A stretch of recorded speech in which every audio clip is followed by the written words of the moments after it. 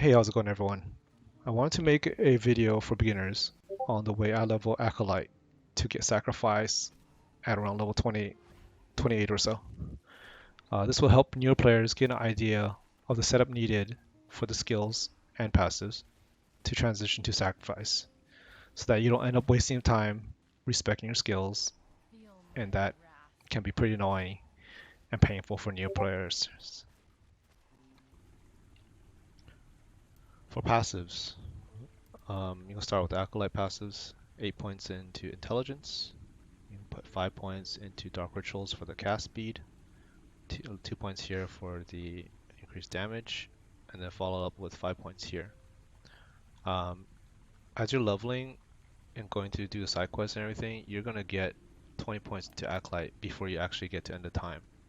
So my recommendation is after you get to 20 points in Acolyte base class, any additional points you just save until you actually get to end of time and you're able to spec your Lich specialization. And then once you're able to get to the end time and get your Lich specialization, or mastery, I guess you call it, then you're gonna dump points into Necromancer to get access to Sacrifice. So you get 5 points into Elixir of Hunger, and then 5 points into Reclamation of Souls. This gives you ward on sacking the minions. So these two are sufficient for the beginning. And then after that, you're gonna go work your way through Lich Tree. Again, the final Lich Tree is in my other video, so I'm not going to go over it for the beginning. I mean, in the beginning, you could just, kind of, whatever, it doesn't really matter, you know, but you can kind of follow the other guide for the final build. So for skills, the first skill you want to specialize in is Rip Blood, which can be specialized at level 4. First point you want to put into Rip Blood is Eviscerate. This allows Rip Blood to have a blood splatter effect, giving it an AE. However, this comes at a cost of 6 mana. So when you're first leveling up, I recommend you get a two-handed staff. You're always going to want a two-handed staff for this build anyways, even towards the end, right? The reason for the two-handed staff is because it gives the highest adaptive spell damage and also reduces mana cost by 3. Second point you want to put in, I recommend, is to increase the cast speed. You can max this out first, or you can put 3 points here and then max this node out, which also increases cast speed and reduces the mana cost even more. So this reduces the Rip Blood cost total to 3. Alright, so at level 9, you're going to have access to your second specialization, and you'll want to put that into Summon Skeletons.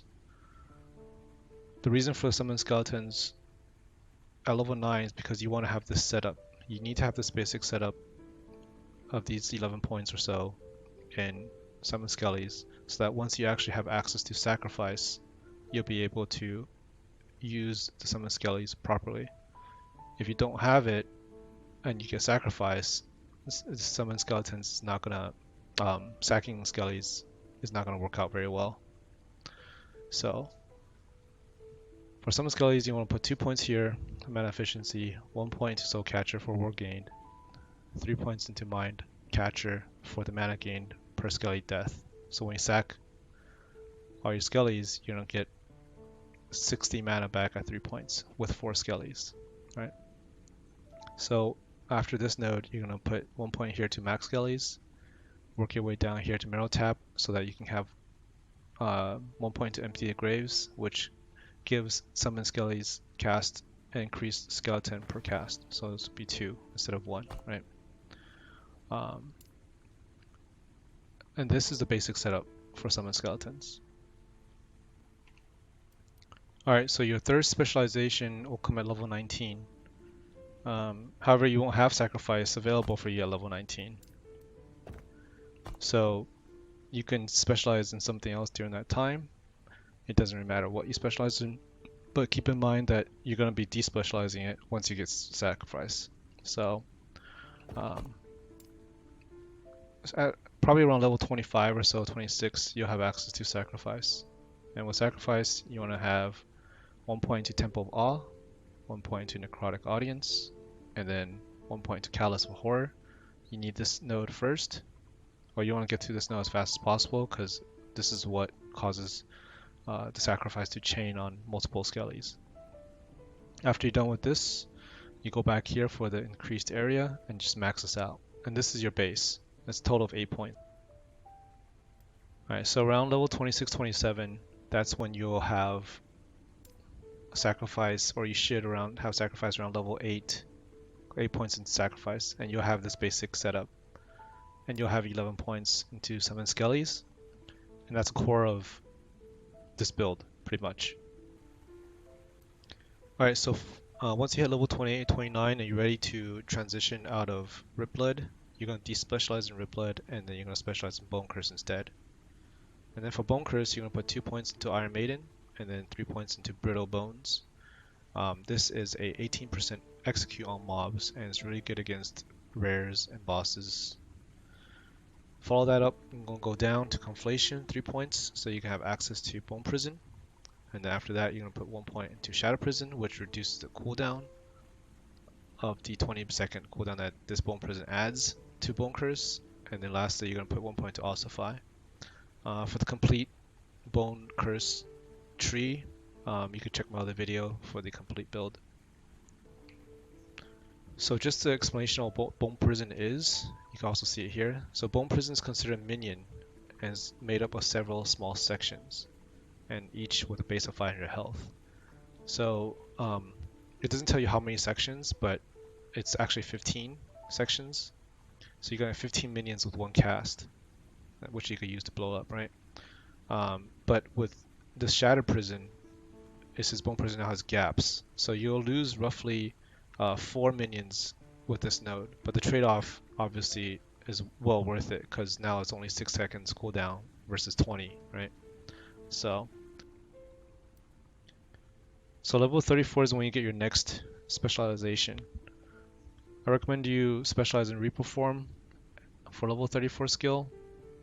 The reason for that is because I feel that it gives much more of a benefit than specializing in Transplant first.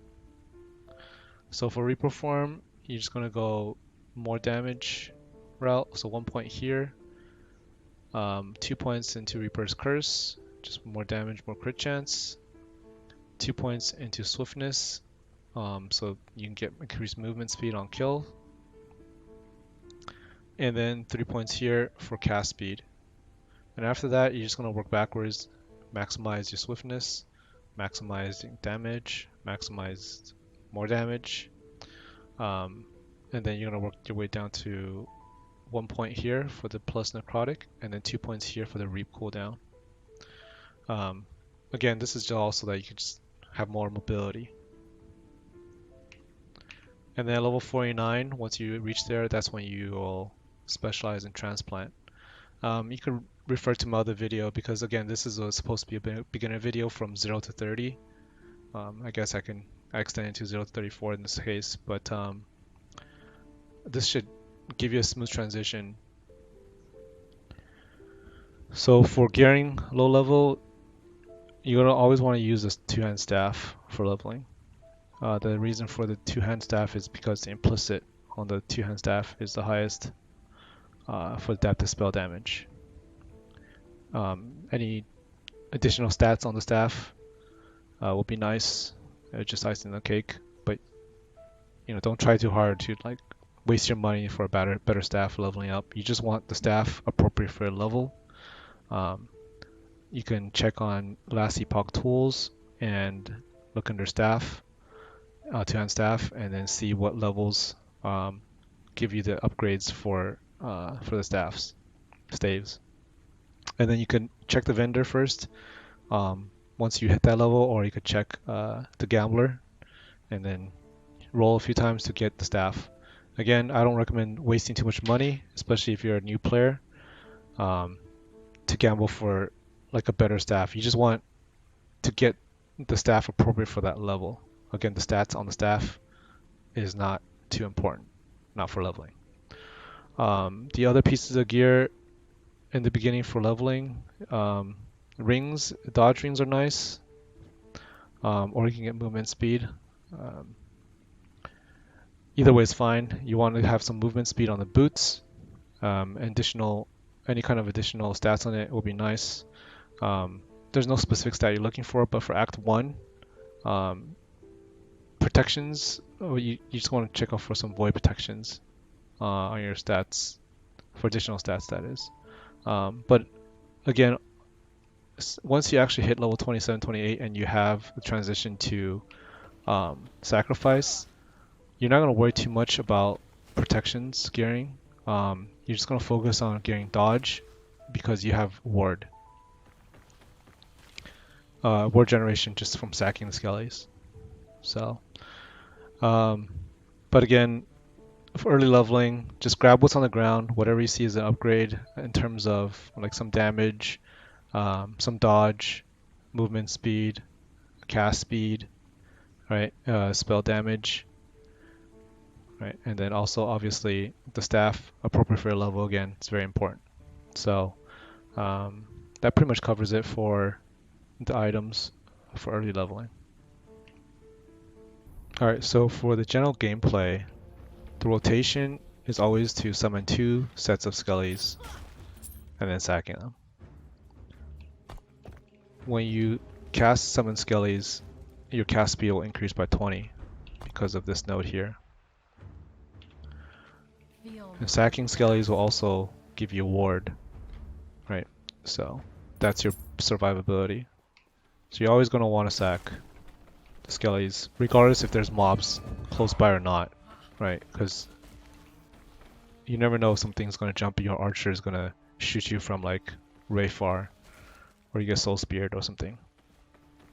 So the rotation is always just going to be 2 casts of summon skellies and a sack. Of course, transplant as necessary to avoid any kind of incoming attacks that you need to avoid. So skeletons act as a shield for you, right? Because you can always put the summons in front of archers, blocks projectiles for you. It gives you mana back when you sack them. It gives you ward back when you sack them. It gives you cast speed when you cast it. So that's pretty much the general premise of this build. And lastly, I want to go over really quick the skills I used on skillbar early on. It's going to be Rip Blood, Summon Skeletons, Bone Curse, Transplant, and Spirit Plague. Just keep in mind only Rip Blood and Summon Skeletons are specialized in. The other 3 are there as added damage and Transplant as mobility. So you're going to want to do 1 cast of Summon Skelly to get the increased cast speed, and then Bone Curse, and then just spam Rip Blood and toss in the Spirit Plague whenever you feel like it. And that's pretty much the rotation for early on. Alright, so that's it for this video. I hope you enjoyed it. I hope you're able to learn something from it. If you have any questions, leave a comment below. You can also join me on Twitch. I have a link in the below as well. If you have any questions, feel free to join the channel and hang out. Alright, thanks again for watching. Take care. Bye bye.